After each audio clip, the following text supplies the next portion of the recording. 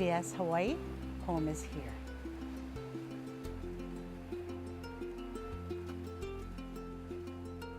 Local broadcasts of Insights on PBS Hawaii are made possible by the support of viewers like you. Mahalo, and by Carl Smith Ball, providing legal services throughout Hawaii and the Pacific since 1857, making a positive difference in the communities where we live and work.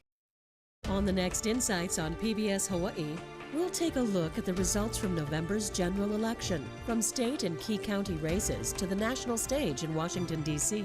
We're breaking down how these outcomes will shape the future of Hawaii. Join the discussion as we talk about how the 2024 election affects us here in the Aloha State. Next on Insights.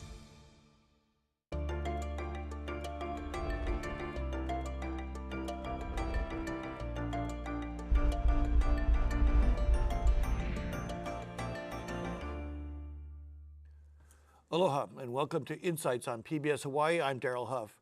Election day has come and gone and the results are in. We will look ahead to January when most of those results will start to take effect. What will the transition of power look like? And what can the American people look forward to in 2025? We look forward to your participation in tonight's show. You can email or call in your questions, and you'll find a live stream of this program at pbshawaii.org and the PBS Hawaii YouTube page. Now to our guests. Ashley Mizuo is Hawaii Public Radio's government reporter. She previously worked as the City Hall reporter at the Honolulu Star-Advertiser. Blaze Lovell covers government accountability and ethics as a reporter for Honolulu's Civil Beat. Recently, he was part of the inaugural class of the New York Times Local Investigations Fellowship. Colleen Uechi is the editor of the Hawaii Journalism Initiative and a contributor to Maui Now. She has previously worked as the managing editor at the Maui News and at the Molokai Dispatch. And Dan Nakaso is the Capitol Bureau Chief at the Honolulu Star-Advertiser. He has been an editor and reporter in Hawaii for 30 years and previously worked at the Los Angeles Times. Let me just let's start out by talking about what everybody's talking about is the presidential election. And this question that we just asked, what do voters, the citizens have to look forward to in 2025? Blaze Lovell from Civil Beat, what do you think it's going to be like for the next few months now that Trump is going to be president again? Sure. So my colleague Chad Blair talked to some local folks in the Republican Party and other Trump supporters. You know, they're looking forward to, they're excited about his proposal to eliminate the tip tax. You know, as you know, there's a lot of service workers in Hawaii. You know, if you don't like the war in Ukraine, Trump's promised to stop that. How exactly he'll do that, we're not totally certain. You know, local Republicans would like to see less support for Ukraine, more defense spending. Defense spending can generally benefit Hawaii. One sort of, I guess, detriment, though, would be he's shortlisted the Papahanaumo Kuakea Monument as one of the national monuments that could be downscaled. So what do you suppose they want to do with it? I mean, do you think we're going to see, like, offshore mining and stuff like that? Well, one of the big issues with that has been, mining's been a concern, but there's also been the commercial fishing industry that would like to, you know, fish some of those waters. Some people would want that to be protected as a reserve. Others in the industry, you know, want to be able to use that. Ashley, let me ask you, what are you worried about? I think the biggest worry is climate change. I think Hawaii's made a lot of strides to try to, you know, do things with renewable energy, make strides with, you know, combating climate change, disaster relief. I believe Hawaii is a state that we passed a resolution or a law to enter the Paris Climate Accords, which is the only state I think in the country has done so. I think there's concern there that, you know, if, you know, President Donald Trump decides to pull the country out of it, what does that mean for these, you know, climate goals that Hawaii has and has been trying to, you know, push forward in the past couple of years. So I think there's going to be a lot of, you know, a back and forth between the state value of trying to, you know, combat climate change, do these climate initiatives against the presidential administration. Dan Nakaso from the Star-Advertiser, what do you think is going to impact Hawaii from the presidential outcome? A couple of things to piggyback off of what Blaze already said is there are a handful of Hansen's disease patients still in Kalapapa, Molokai. And there's a great debate about what's going to happen when the last patient dies. Of course, the federal government has a big say in that. The other, as does the state. The other is that Governor Josh Green was proud of his relationship with first Joe Biden and the response to Maui, and then to Kamala Harris. He held fundraisers. He planned to fundraise for Biden, and then it ended up being for Kamala Harris. And Governor Green told me that when he went to the governor's conference, he had universal support and people pulling for Maui of both political parties. And he said Donald Trump was the only one that tweeted something negative about, implying Maui got what it deserved. FEMA money. Yeah. Colleen, what kind of stuff would you be most concerned about? I definitely think the things that are happening on the national level are probably going to be tempered a lot by what's happening locally because, even though it's a Republican president, Hawaii is a Democratic blue state. So the things that I think local Republicans are excited about might not necessarily happen in Hawaii. And the things that Democrats in Hawaii are nervous about, they might not come to fruition because, again, the Democrats control the legislature and all the forms of government. And so I think it's really going to be a mixed bag of what's going to be happening here. Let me throw this out to all of you guys. All of you are reporters here, and so we want to be fair. I just realized I phrased this question as, what are you most worried about with the Donald Trump presidency? Maybe I should also ask, well, what do you think could be positive coming out of it? Blaze, do you see anything in particular? Well, I wasn't the one out talking to the Republicans. I will say this, though, that, we think of Hawaii a lot as being a deep blue state. The data is showing us that it's become rather purple. It always has been, but it's trending more in that direction. We were talking about this a little bit earlier, but that, the GOP has sort of become the party of the working class. And Donald Trump's made the most gains in working class neighborhoods, in Kalihi, in Waipahu. We saw what happened with the House races with Republicans picking up seats in places like Kapolei and in Kunia. And, we could probably expect that trend to continue. I wanted to add, I was going to say, I wanted to add that, Trump has made pretty considerable gains since the 2016 election. In 2016, he got 29% of the vote here in Hawaii, and then now in 2024, he's up to 37%. That's a pretty significant, that's almost 10 points right there. And so I think that's important to look at as well. And, Democrats for president here have also decreased in popularity. Joe Biden in 2020 got 63%. Kamala Harris this year, 61%. So I think we're seeing kind of that divide is closing, not quickly or rapidly by any means, but it definitely is closing. I don't think that it's quite as blue as people think it is. Well, I wonder how much of that has to do with the Democratic Party. I did speak to one Democrat today who was saying, I said, well, suddenly you've got this big Republican caucus. You had a lot of Republicans being elected. And his answer was, we haven't messaged well enough how good we are for the working class. Well, why would the working class abandon us? I mean, Colleen, I wonder if the failure of the Democratic Party here is their failure to actually have a clear message. Yeah, I think that just overall what happened with the presidential election was there was this surge of momentum, right? As soon as Kamala Harris stepped into the race and Joe Biden was out, I was talking to Colleen more about this. Everybody's excited. There was a lot of momentum. And the timing was tough because it was like, this is enough time for her to campaign and get her name out there, but almost a little too much time for people to start picking apart her policies and her message and raise questions. But you also had voters saying, I really don't know much about her because she entered the race too late. So it's this complicated mix of, like she was in there early enough to get some momentum, but not enough to really take it all the way. Daryl, can I piggyback off your Democrat quote? So, as you know, you all know, the state legislature last year passed historic tax cuts.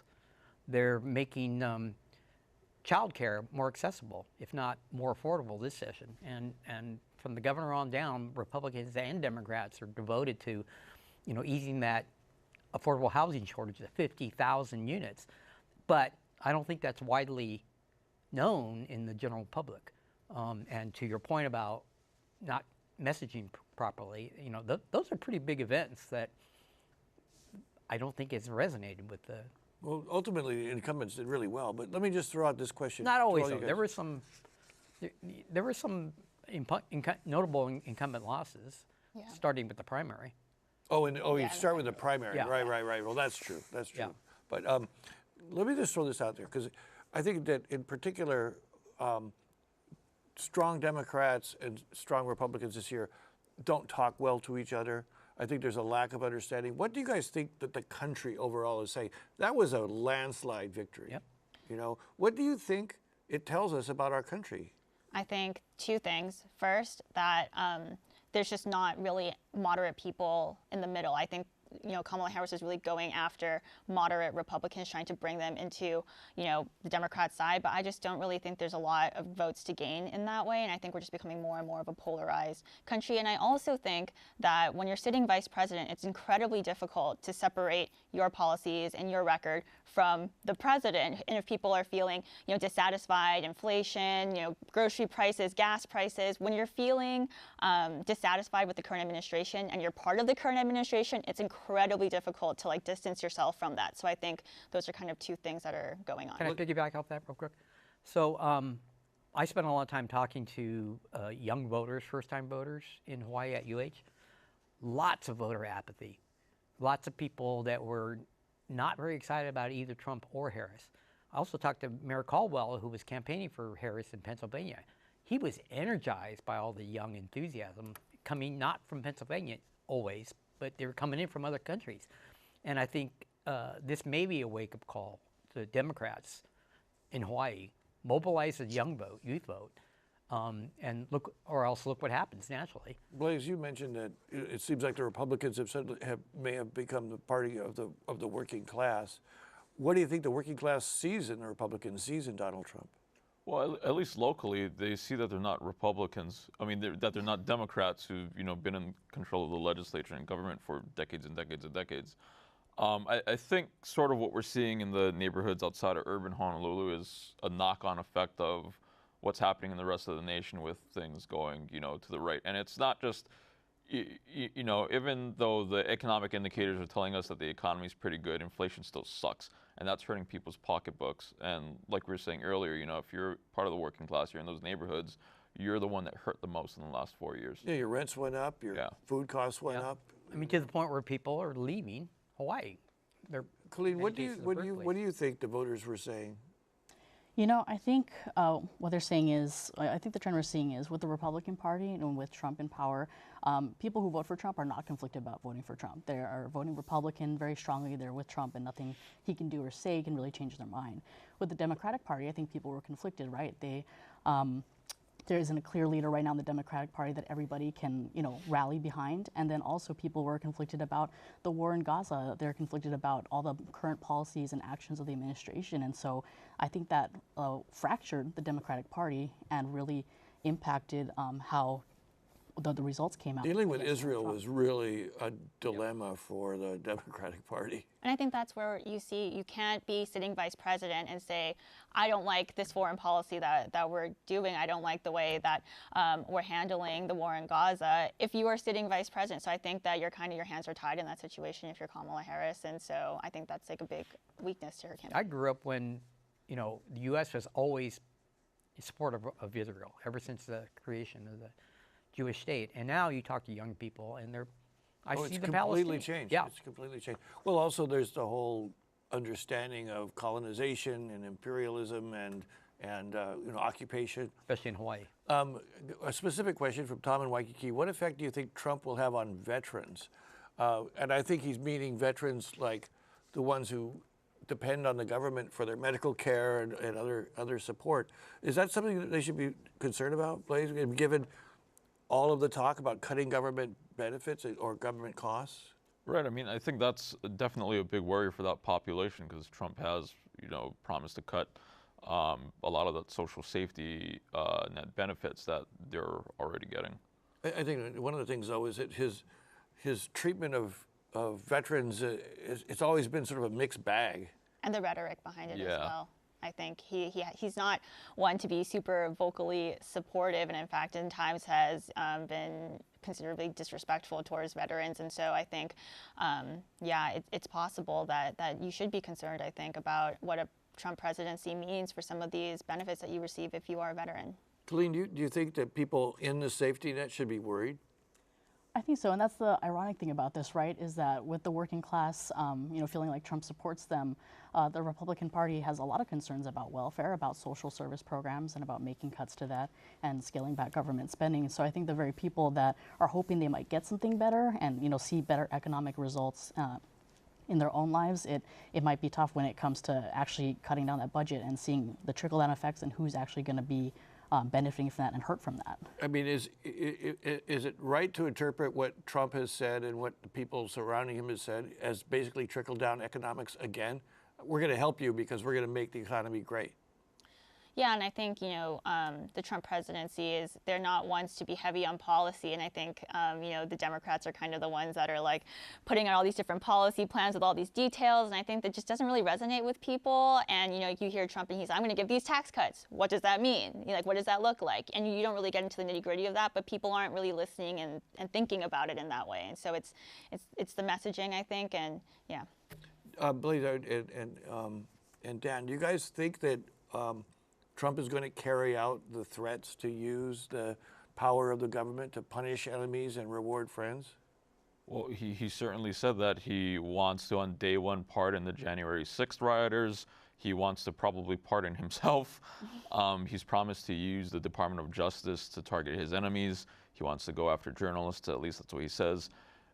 Granted, that's with the caveat that when he was president between 2016 and 2020, he said a lot of things that never had panned out. Think about build that wall, So, I mean, I guess it's yet to be seen. But what's worrying, I think, to a lot of people is that a lot of the closest advisors that he had that tamped down on his worst instincts, they're gone now. And so his safety They're not just net gone, sort they of- wrote books and said that he wasn't fit to be president. Yeah.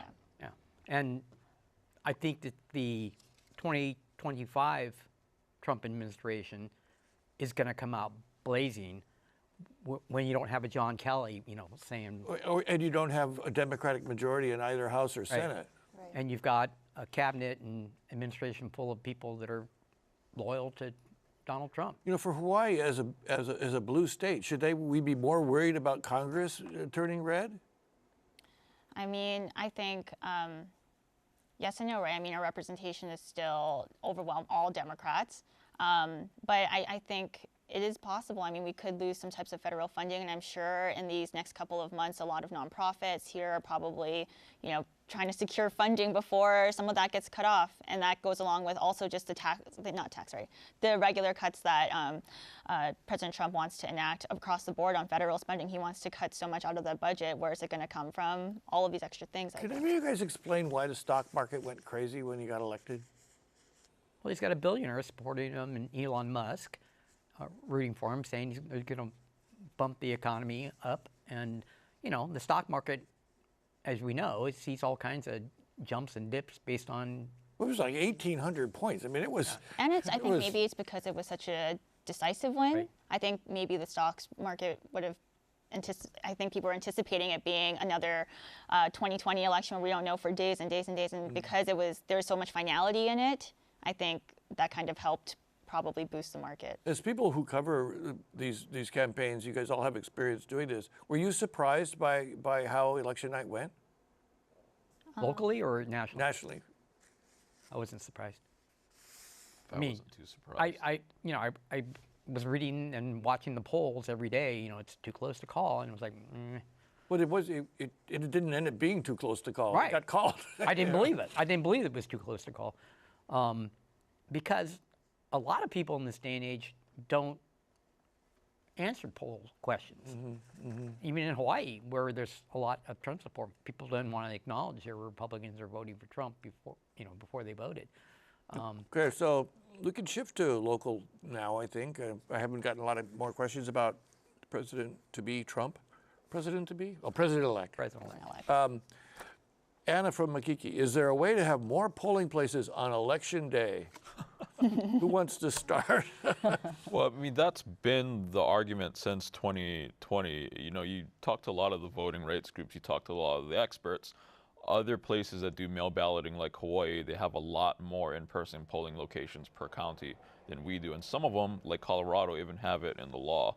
The county clerks, even from 2020, have kind of like pushed back against this idea that we need to have more voter centers, and then, you know, we ended up with long lines in 2020, and a lot of the groups went, see, you know, told you so. They promised to spend the last 4 years prepping and making sure that it never happens again, and then it happened again on Tuesday. And we do, it's not like we're starting over and reinventing the wheel. Before Election Day, there are remote in-person locations. But as we knew from 2020, a lot of voters, and it's fact, were Republicans who want to vote on Election Day. But suddenly, all those remote satellite locations are gone, even though you could have voted a week before or 2 weeks before. And so they all have to line up at Kapolei Hale and Honolulu Hale. So, you know, there is a template for it in Hawaii.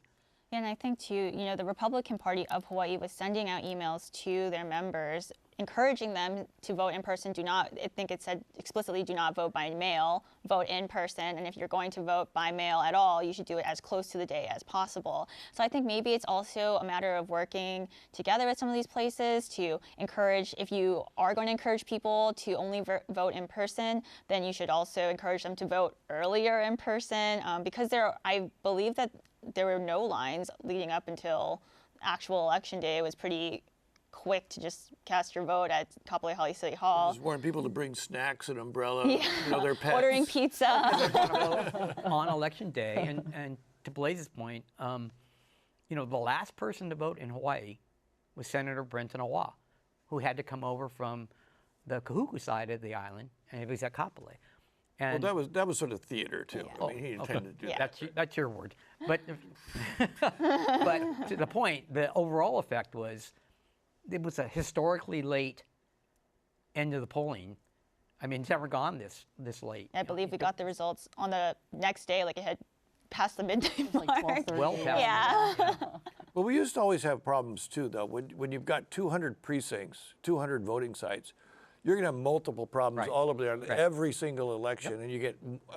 I got actually more angry comments during those kinds of elections than I got from this one. This one, people were quite stoic out there. They were angry, but they were like, they stuck to it. I had one person say, what almost all the politicians say, they don't want to criticize the voters that did that. They're very careful not to criticize the voters because they say, good for them. They didn't see the line and go, screw it, I'm going home. Yeah, even when I think some people I spoke to I spoke to some people who are in line at Honolulu Hale, and some people were saying that they wanted to vote in person on election day because it was such a consequential election because of the presidential election. It was such a big election. But I was kind of thinking, as the night went on, you're probably still in line, and the presidential election was pretty wrapped up at that point. It was close to being called, and so yeah, and I don't think that people, at least the people I spoke to in line when I was there about like 6-ish, people were not upset necessarily that they had to wait in this long line. In fact, they were like, oh, I maybe should have voted earlier, but I couldn't get there for XYZ reason, why, and so I'm just like gonna stand in this line. And so, yeah. Kind of like a pick your poison kind of thing, because before the mail-in ballots, I remember, we have to bring in ballots from Molokaʻi, from Lanai, from East Maui, all these places that are hard to access. I remember times when ballots would be stuck in East Maui. We went to sleep one night, woke up the next morning, the other candidate had, they'd have flooding, or there'd be something wrong with the van, in Kona, and getting it. I remember waiting on those. And that's a good point too, because if you're a Molokaʻi, votes do have to be flown across on the airplane to be counted. So yeah. And we still have voter service centers there. And I asked our county clerk that. I said, why don't we have more centers? We talk about this the last couple elections, and she said one of the reasons is that they don't have the staffing now since the pandemic. It's just really, really hard to find volunteers and full-time staff and get them up to speed with the equipment and everything they have to do. So again, it's different struggles from depending on mail-in or all the polling stations we used to have. And the Honolulu clerk had a similar explanation too. They had a trouble with staffing. Yeah, there's only so much they could do. But also they've now insisted that pretty much almost all the work's to be done by professional staff instead of volunteers. And they had, in the old days, it was like, I heard this number and I at first I didn't believe it, but the more I thought about it, they had 4,000 volunteers for every election. That's a lot of people to herd, train. A lot of things could go wrong. And many of them are, excuse me, a lot of them are Republicans who want to see firsthand whether Hawaii's elections are secure. And I did a story after the primary based on official observers, they're called, and Republicans were saying, no, they're tight. I wanted to see for myself, and I tell people, you know, don't worry about it. And they're like, well, what about this part? What about that? Yeah, so I mean, all of us, all of you guys have covered elections for years. Is there really any legitimate worry about fraud? There has been no evidence of widespread fraud here in Hawaii, voter fraud. But I mean, are there holes in the process? Like, if you were going to commit fraud, would you and try to influence the election? Do you see any gaps? I think so. I don't necessarily think I don't know like the intricacies enough of it, but here is like one thing that I've been thinking about a lot, because I did a story about the Elections Commission here who's been very, very critical of our voting, and a lot of them, it's kind of like a faction of teetering on election denial. Like, some of them don't think that, you know, even President Joe Biden won the 2020 election, and that's our Elections Commission. And it spread this environment, I think, within the elections office where making any type of concession of, you know, maybe we should improve this, maybe it gets attacked, and there's like, throw the baby out with the bathwater. Like, any error equals the whole system is broken. And so I think because of that, they're not, you know, talking about making improvements because they're afraid of it being, you know, jumped on as like this whole like conspiracy. And I think overall that just makes our election process worse because you can't really talk about it in an open and productive way. You know, Dan, you were talking earlier about the process of getting the ballots that come from the mail or come from drop-off or whatever. That they're pretty careful about making. Yes, sure. I've gotten a lot of questions in the last couple of days about that. And again, I watched the process. Kirk and I have done this before. Say we're all in charge of opening the ballot or opening the envelopes. Mm-hmm. They're doing it so fast, and then there's a stack this high, and when they get to that point, they paid election work comes and collects them, boxes them up. And everybody's watching this, and there's no time to be reading ballots or you know. Or tearing them up. Yeah, or stick them in your purse. And they separate them all right, too, by like, you open the envelope and it's in the privacy sleeve. So like, there's no way that you can like even look and see who's voting. They put the actual ballot in the stack. And then somebody comes and scoops, and they're going fast. And then they box them up, and they're coming in from Kauai and everywhere, all around the state. And then it's all secure as they feed them into the machines on the counting machines on the Senate floor.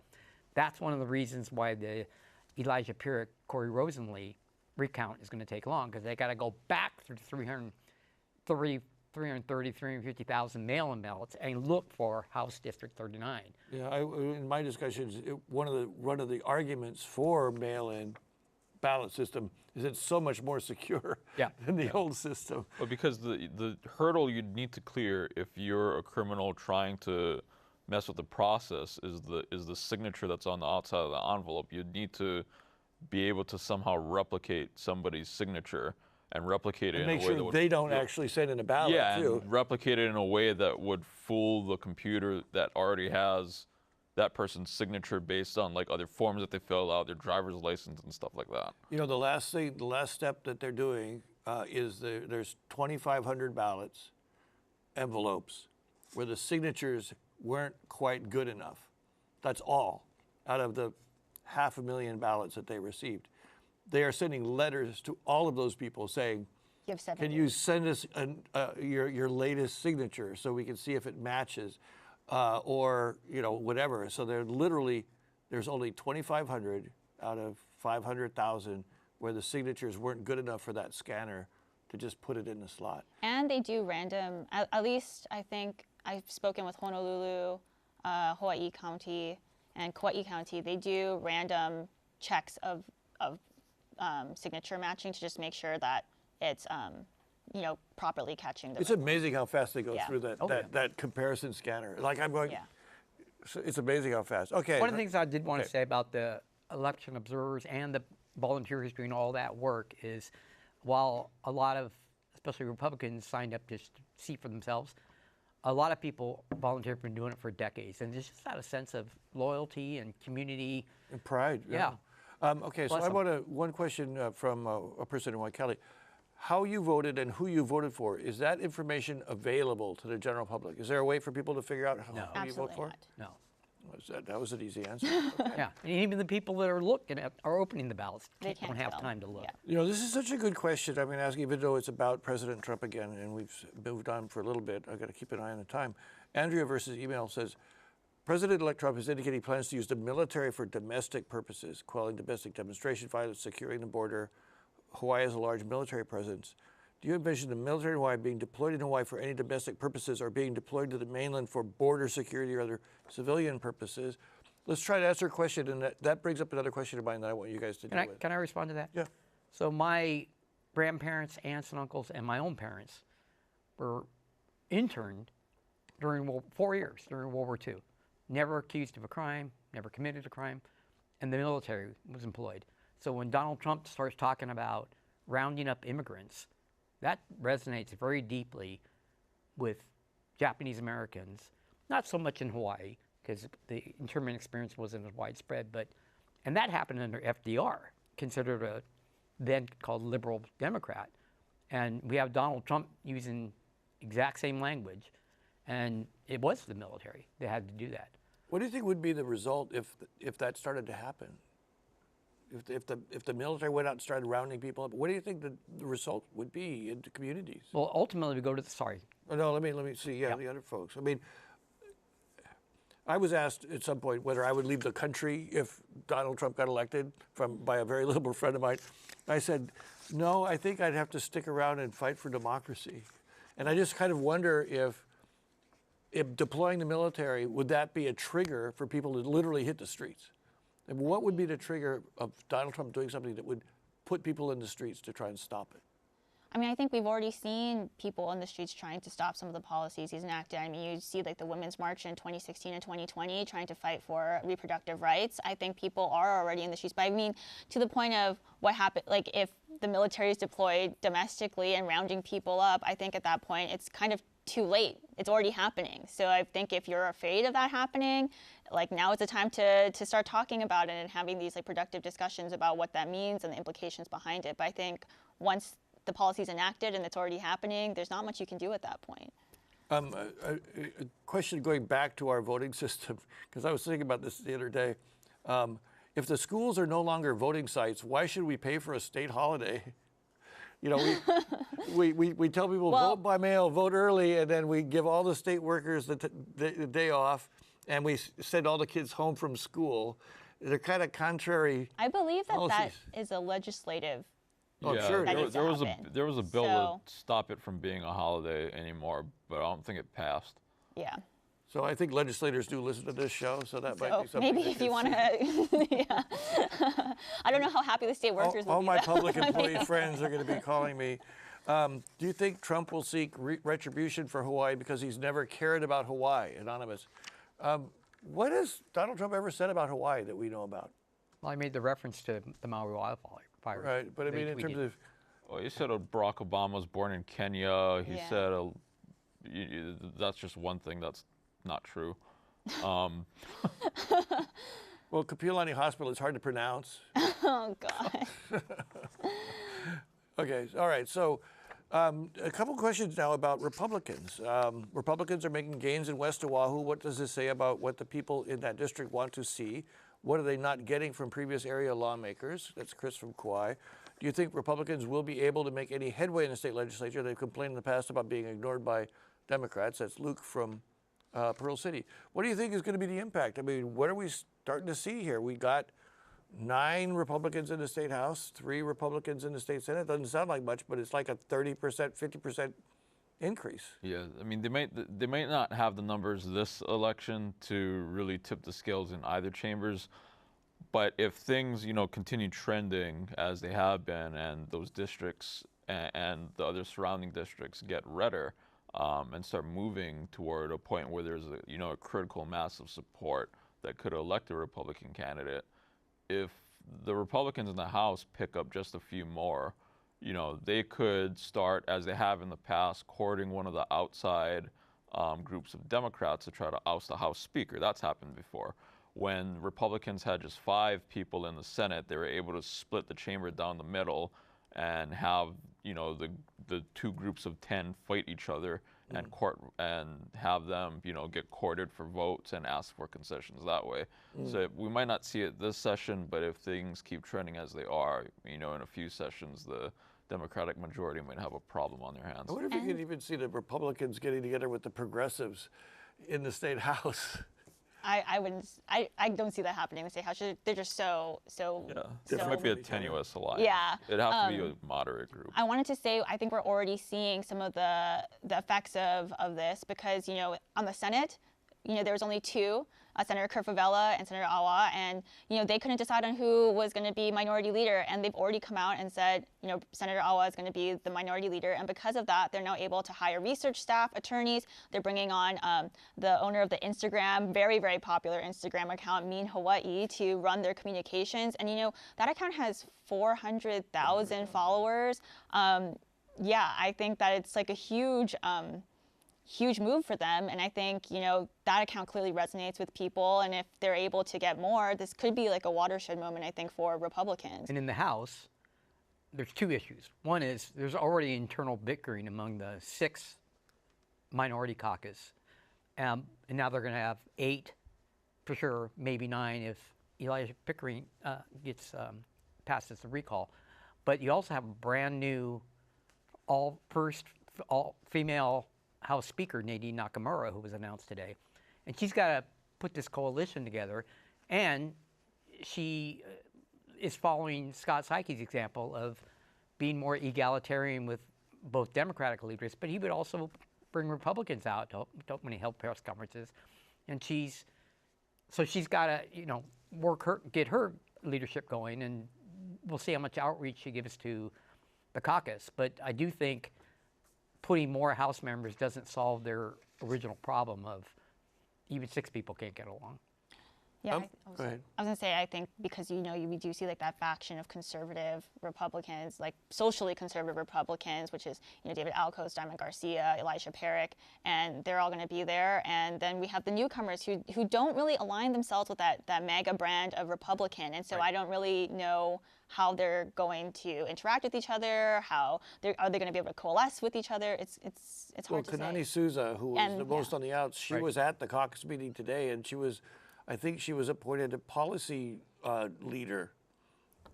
Wow, that's interesting.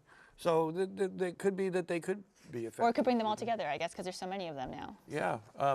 I wanted to move on to some of the results now. The biggest contest that we had after all of the county races, you know, on Oahu were just wiped out for nothing was the Big Island mayor.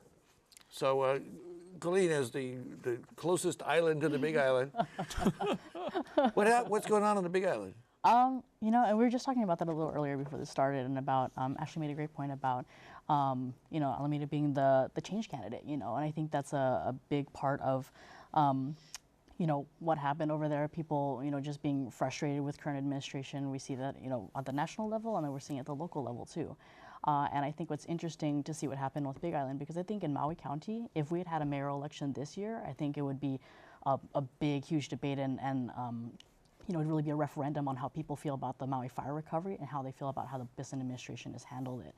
So yeah, Hawaii County voters spoke in that area, and it'll be interesting to see how Maui County voters feel about their mayor in a couple of years. Well, yeah, let me circle back to Maui in a second, but any more comments about the Big Island mayor's race for you folks? I think it was just a little shocking because, you know, Mayor Mitch Roth actually had some progress that he could, you know, talk about. You know, homelessness was like a big... He was a competent mayor. Yeah, he had a 13-point plan to solve homelessness or decrease homelessness, and he had results. You know, the point-in-time count came out and saw that huge reduction or moderate reduction in homelessness on the Big Island. But I think at the end of the day, like you said, it's, you know, this, I think, election is defined by change candidates. People want something different, and at the end of the day, that's what it is. And then I was talking with Colin Moore yesterday, and he also mentioned that, you know, Kemal, you know, was able to get all the union endorsements, and so, you know, those two things together totally make sense why he blew it out of the water in the end. Arguably, too, he was also able to undercut some of Roth's arguments, especially during their debates this season. Well, also, I think he got most of the lion's share of union endorsements because Roth butted heads with some of the unions too. On Maui, the whole council was up And they all got reelected. I mean, doesn't that kind of say that maybe people are happy with their leadership? That was really interesting because, yeah, again, this is the first election since the Lahaina fires last year, and you'd think that people would be so frustrated that they would, you know, we would see some people get unseated. I talked to one guy who was displaced by the fire, and he said, you know what, I just voted against every single candidate who was in office at the time of the fire. And so there's some sentiment in the community, but it wasn't enough to unseat. And I don't remember last time that we saw an election where the council didn't change at all. Nobody stepped down. You know, everybody got reelected. Well, the South Maui race is kind of pending. We'll see what happens with that. But I think part of it is that, you know, people might not have been as invested in this year's election. One, because there's not a mayoral race, but two, because there's so many things going on with just the aftermath of the fires. I talked to another fire survivor who said, I didn't even know if I was going to vote this year. I have so many things on my mind. The primary was at the exact same time as the week that was the 1 year anniversary of the fire. And I think a lot of people just might not have been thinking about the election, or they wanted to stick with the candidates they knew at a time of so much uncertainty for Maui. Blaise? Yeah, so I mean, what we're going to see in the next 2 years is the pro-development sort of group is going to keep the majority on the council. You know, you could expect developers to have an easier time. There's a lot of developments in that South Maui district that are actually going to be coming online and down the pipeline in the next few years, and a lot of those are going to need either approvals by the Maui County Council or from one of the boards or commissions that the council gets to appoint, like the Planning Commission. Dan? Going back to the legislature, and the Republican versus Democrat, there are lots of areas of common ground. Tax cuts got wide support among Republicans. Cost of living, housing. There you go. Making, you know, life more affordable, keeping families from leaving, you know, child care affordability. So I would not be surprised if we saw even more progress in the 2025 session when it starts January 15th. You know, one thing that I noticed on Maui was that the council did become the sounding board for all of the grievances that were revealed by the fire. They had multiple hearings, like daily they were having hearings, and they were just listening sessions. You know, do you think that was effective, and that might be part of the reason that people feel warmly toward the council? I think that's a great point you bring up because, you know, after the fire, who's the public face, right, that has to make all these decisions that people are not going to like? Who's going to take all the blame? It's going to be the mayor, right, the administration. Why didn't you sound the alarms? Why didn't you do A, B, and C? You know, where were you guys? And so they're taking When are you going to let us build our house?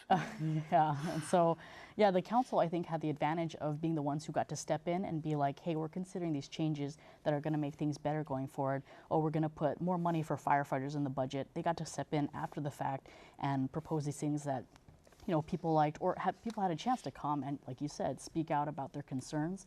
And so I think that definitely did help. Like, they got to take the mantle as, oh, we're the ones who are going to help you guys find the ways to make sure this doesn't happen again. Maybe that's a lesson for all lawmakers. Well, Maui County also did extensive surveys of what a rebuilt Lahaina should look like, and they were reaching out and they reported the results, and you know, and it was pretty overwhelming on some issues. You know, people wanted. But some of them are contradictory to each So other. yes, there were plenty of contradictions, but you know, basically people said we want Lahaina rebuilt to look like old Lahaina, but we want it updated with to modern standards. But I mean, to your point about listening sessions, there were certainly people asked the survivors their opinions. So there was a lot of opportunity to turn the frustration into, oh, I can have a voice in the future. And I think Blaise brought up a good point too about the council with the majority of considered pro-development. I think people saw that too. This is a time of like, we need housing to be built very quickly. Our economy is suffering. Tourism has dropped drastically.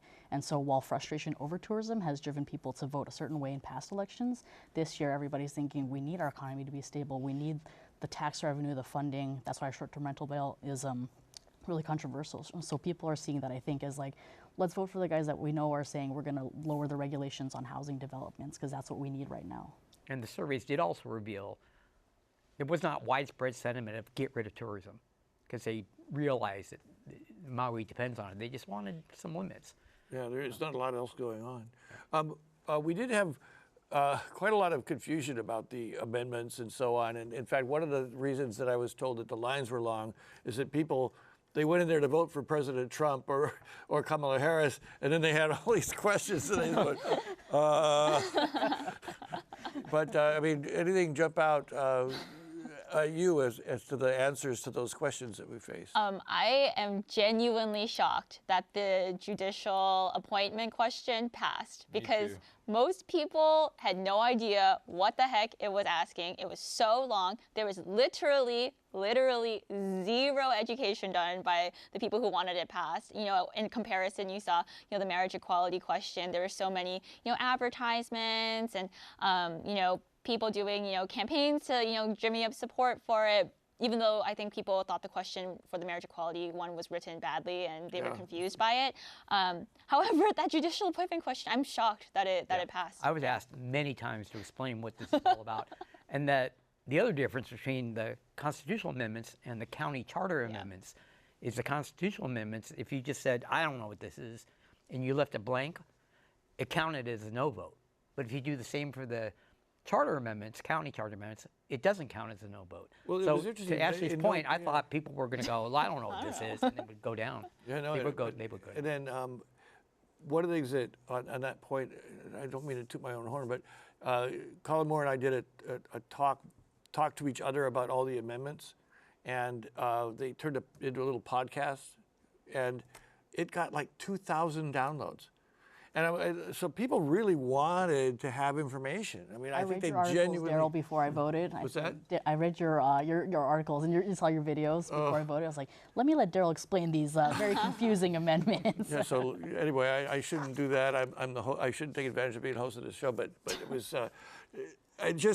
My point is that people really wanted education. They want to understand these amendments, but they tend to get thrown out as a compromise by the legislature without a whole lot of thought. Let the voters decide, and then, man. But what other questions? And it should be noted that both the constitutional amendments passed, and those are statewide, and all 5 of the Honolulu County charter amendments passed. Any of those Honolulu amendments interesting to you guys? Not surprising, but landslide on the salary. Revoking the ability to vote on your own salaries for the council members. Yeah. I think all the amendments for every island passed. Were there any that failed? One got in trouble, the Big Island, the one of the extend the terms for the Good Government Commission. Yeah, I believe. Yeah, Maui County had 3. 2 of them passed and 1 did not.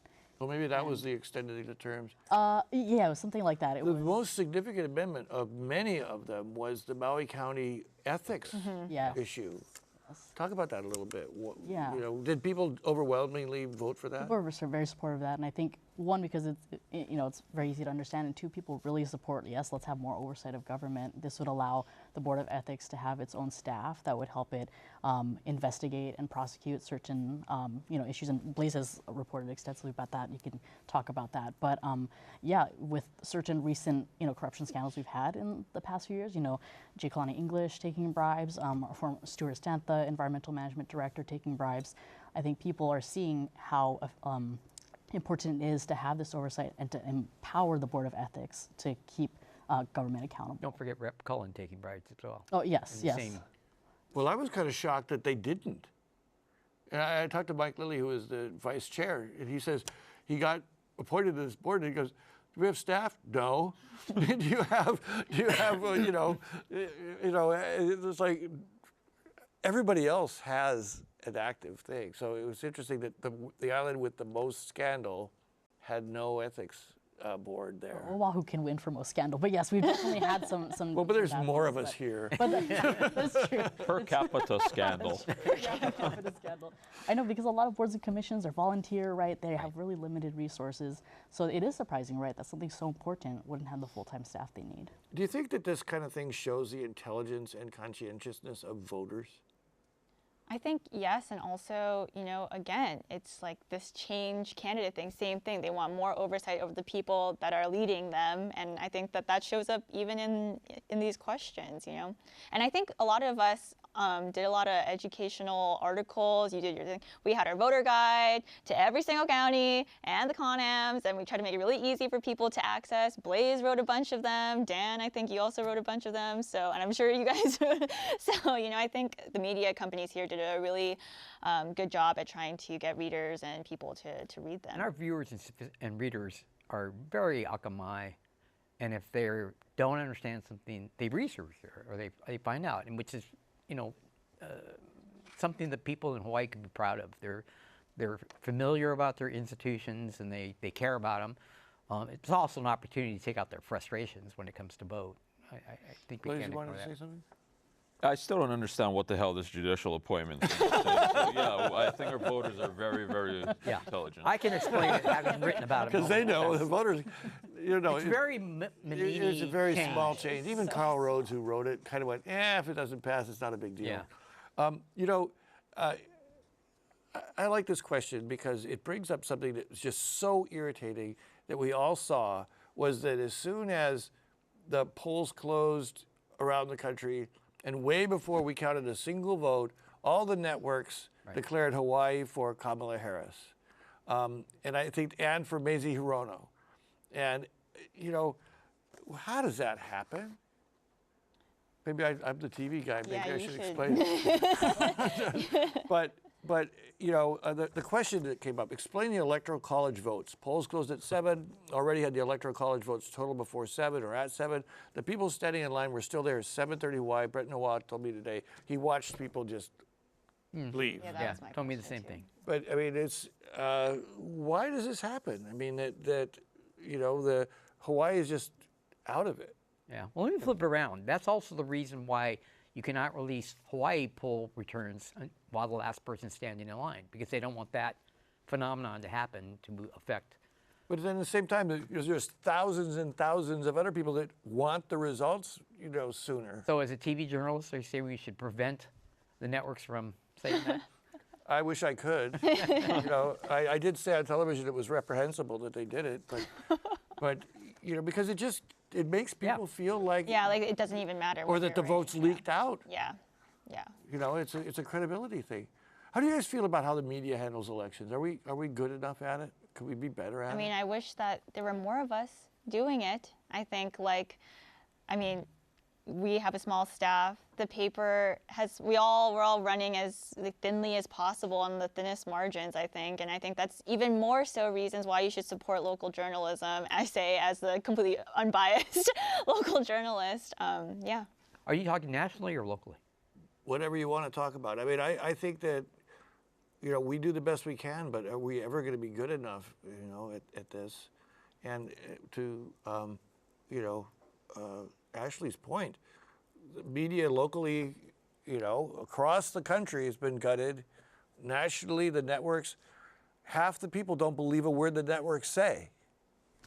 You know, what are we going to do about that? I can say that after the first Trump presidency, the national media did do some soul searching, and they were much more critical of calling out falsehoods and, you know, hypocrisies in the latest campaign than they certainly were in 2020 when they're trying to be neutral umpires. But Blaze, do you think that we maintain the credibility level that we need to convince people that we're telling the truth? I think locally, yes. You know, I get a lot of good feedback on everyone's coverage here locally. I think the issue really is at the national level. I as a local journalist, I don't get this obsession with, you know, we're watching the network news and they're zooming into every single county and saying, or, you know, here's what's happening here, and, you know, Harris needs to break this threshold according to the 538 polls, and it's like this weird obsession with minutia that I think kind of flies over most people's heads, you know, unless you're the most zealous of, you know, political watchers. That sort of thing, the focus on the horse race rather than the policy, I think, is what people, they look at that and they're like, what's the point? Go ahead, Dan. Well, we all had the experience during the first Trump administration where MAGA supporters came out of the woodwork. And I think that's going to happen in Hawaii again, starting in 2025, you know, calling us fake news and enemies of the state. And, you know, President Trump just last weekend said he's surrounded by bulletproof glass at a campaign event, and if somebody takes a shot at him and it hits some reporters, well, so be it. He said the reporters were part of the bullet screen. Yeah. Yeah, Colleen, your own thoughts about where the media fits in this anymore? Yeah, it's definitely tough. I think locally it does help that, you know, smaller community, you know, people know they're journalists. We have to be there on the ground and really think about our impacts to our own community. It's definitely different when you're on a national level. But yeah, I think the media's relationship with the public has changed drastically since the 2016 election administration. You know, one of Trump's first moves was to let me convince the people who support me that only what I say is true, and anybody who speaks out against me is telling a lie. And he's pushed that from day one to the point where, again, anybody who has anything different to say is considered fake news. You know, the divisions of the country are just exposed. Does anybody here, I really don't have much time left, feel like there's hope now to bring the country together? Yeah, I think so. I think people are going to feel more energized than ever to step up, to make a difference. If you felt like you didn't agree with the results, or you feel like your voice wasn't heard, now is the time to like step up and get to work. You know, we have 2 years until the next election, and that'll be another referendum on our current government. And so it's more important now than ever, I think, for people to start organizing, start, you know, figuring out what you want to stand for and how you're going to present that. But how do we bring everybody together? Blaze, 10 seconds. I have wondered if, you know, Trump having this broader coalition of voters among, you know, across the country was sort of like, in a weird way, recenter, Force the party, you know, kind of force everything back to the center as opposed to going toward the extreme. Okay, well, we're now out of time. Thank you, guys, and mahalo for you for joining us tonight. And we thank our guest, Ashley Mizuo from Hawaii Public Radio, and Colleen Uechi from the Hawaii Journalism Initiative, Blaze Lovell from Civil Beat, and Dan Nakaso from the Honolulu Star-Advertiser. Next week on Insights, we will talk about Hawaii's self-defense law, which has come under renewed scrutiny after police arrested a Waianae man who killed a neighbor who'd already killed or wounded several people on his property. Please join us then. I'm Daryl Huff for Insights on PBS Hawaii. Aloha.